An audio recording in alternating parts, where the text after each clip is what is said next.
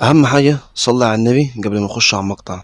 كلنا عارفين حكاية لعبة جيراني، والمرة دي هكشف لكم أسرار مهمة عن اللعبة دي والقصة الحقيقية غير أي يوتيوبر حكاها. الحكاية اللي أنا هتكلم عنها دي هي مرعبة وبشعة حرفيا. في روسيا كان في مكان كده معروف إن المكان ده بيسكن فيه كبار السن، بس في يوم من الأيام في حاجة غريبة حصلت، وهو إن في راجل كان ماشي عادي ومعاه الكلب بتاعه. بس هما ماشيين، الكلب مرة واحدة جري على الصندوق مخلفات جنب عمارة، وفضل ينبح بصوت عالي جدا ويخبط على الصندوق الزبالة. طبعا الراجل أول لما لاحظ كده استغرب وفتح صندوق الزبالة، وكانت أبشع ريحة يشمها في حياته، لدرجة إن الراجل حس إن فعلا في حاجة غلط، وراح رن على الشرطة على طول. وأول لما الشرطة وصلت وفتحت صندوق المخلفات شافوا أبشع منظر أنت مش ممكن تتخيله، وهي عظام بشرية. وطبعا أول لما الطب الشرعي وصل المكان وأخذ العظم كل حاجة انكشفت، لأن العظم ده كان لسيدة كبيرة في السن مسنة. طب مين بقى اللي عمل كده في الست دي؟ تعال بقى ندخل في القصة على طول. الحكاية إن في واحدة اسمها تمارا. الست دي كانت في بداية حياتها طبيعية جدا، وفي يوم من الأيام قررت إنها تتجوز في سنة 2000.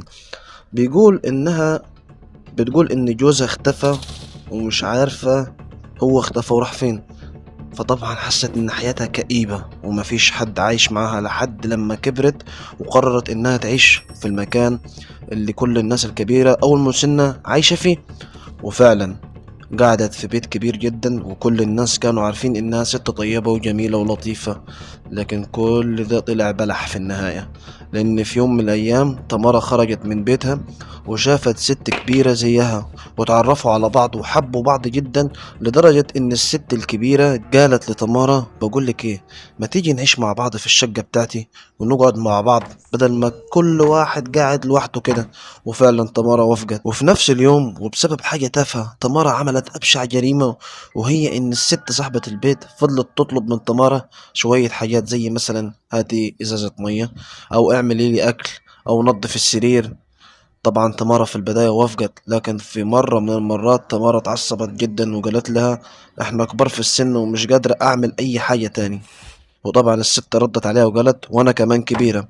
والدنيا ولعت ما بينهم، لدرجة انها وصلت للشتيمة والضرب، لحد لما في النهاية تمارا قالت لها خلاص اسفة وهعمل لك اكلة جميلة جدا.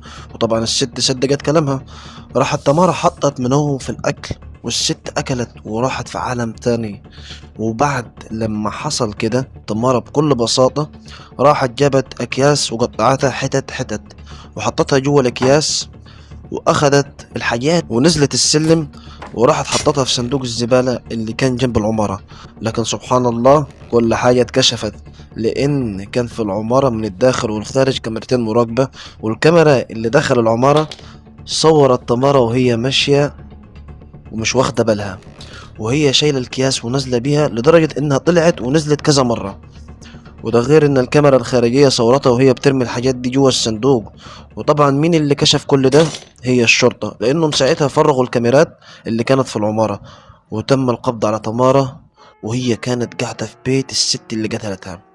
انتوا عارفين اصلا ان كمان القصة دي بيتقال انها كانت بسبب في لعبة، وهي لعبة جراني، اللي هي الست العجوزة اللي أول لما تدخل بيتها تقوم تطلع لك وتجري وراك لحد لما تموتك.